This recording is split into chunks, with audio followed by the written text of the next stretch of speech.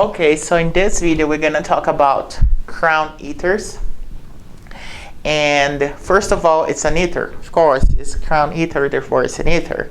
So we have 4 or more, in this particular type of ether, 4 or more atoms of oxygen in a ring of 12 or more atoms, okay?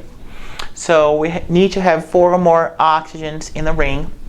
And why we care about this crown ethers? Because it increases the rate of the reaction when we have ionic compounds being involved. So let me give you one example here. So if I have that CH2 CH2Br, and I want to get this final product here. If I look at it, I have an anion, an halide, replaced by another halide. I know that this chemistry is carried out by using that particular potassium fluoride and benzene, okay? But if I use potassium fluoride, benzene, and a little bit of heat, I know that potassium fluoride and benzene, it's almost insoluble in benzene by itself.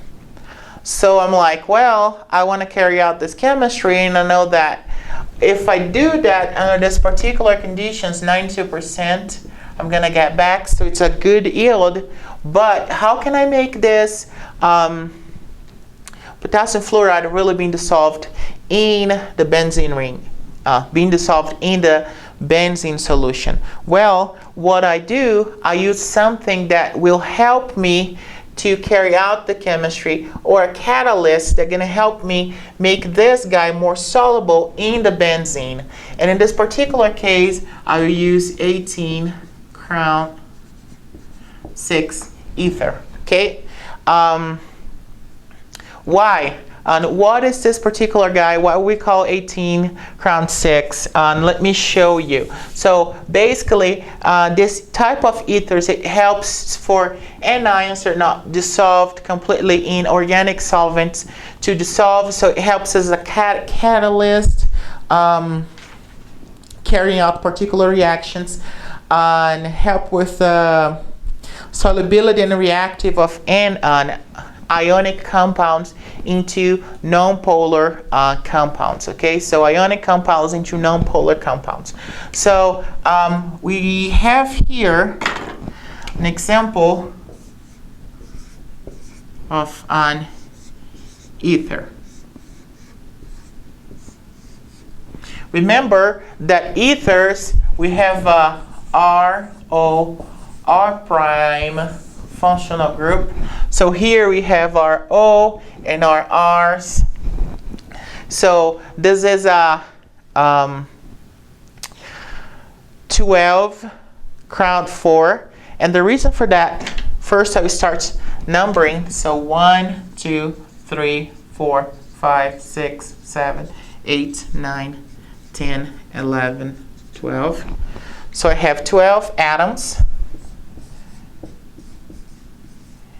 in my ring, and out of these 12 atoms, 4 of them are oxygens. Okay, so it's a heterocyclic compound where I name them using first the total number of atoms, and then I use crown and then the number of oxygens that I'm using. So if I look to this particular ether, I know that each oxygen, they have 2 lone pairs associated with it.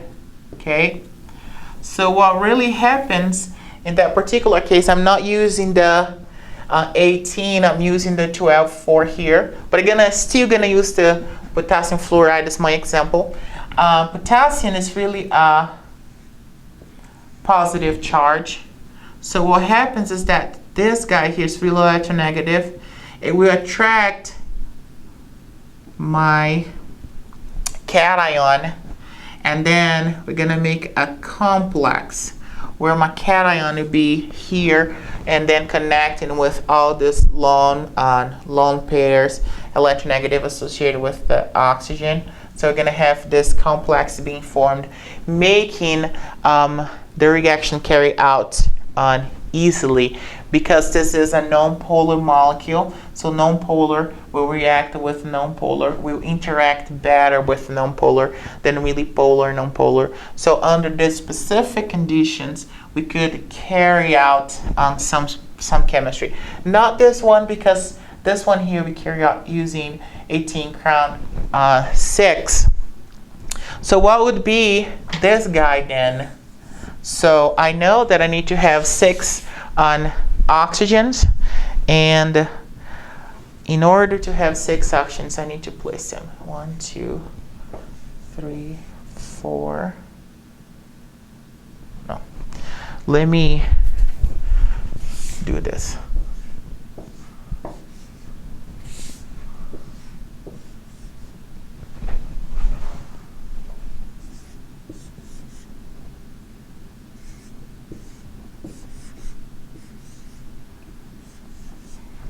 Okay, I'm not a good draw person, but if I count the number of atoms that I do have here, 1, 2, 3, 4, 5, 6, 7, 8, 9, 10, 11, 12, 13, 14, 15, 16, 17, 18.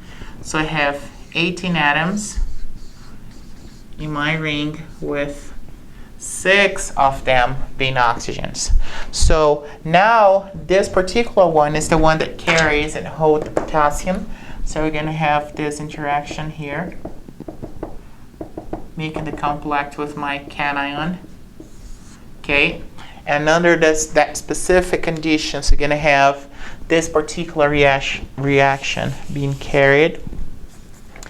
And without this catalyst, this reaction won't give us a good yield. So organic chemistry professors, organic chemistry researchers, they will use this particular ethers to carry out reactions where we need to use a cation, and in my ionic compound, I need to make it more soluble in my non-polar solvent. So under that particular condition, we could carry this reaction and get a good yields for my final product.